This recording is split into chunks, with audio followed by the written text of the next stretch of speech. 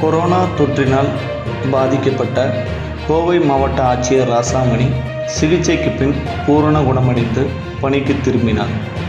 அது பற்றிய செய்தி தொகுப்பு நமது கரூர் பூமி வாயிலாக.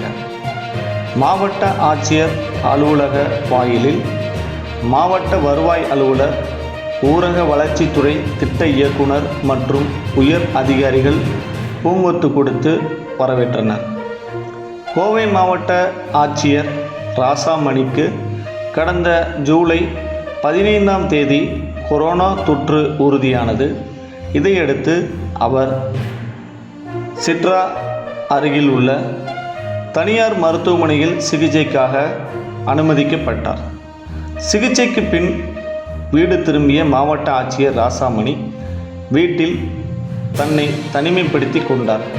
இந்நிலையில் 26 நாட்களுக்கு பின் மீண்டும் இன்று மாவட்ட ஆட்சியர் அலுவலகத்திற்கு வந்து தன் பணியை துவங்கினார். அது பற்றிய சிறப்பு செய்தி தொகுப்பு நமது கரூர் பூமி யூடியூப் சேனல் வாயிலாக இது உங்களுக்காக.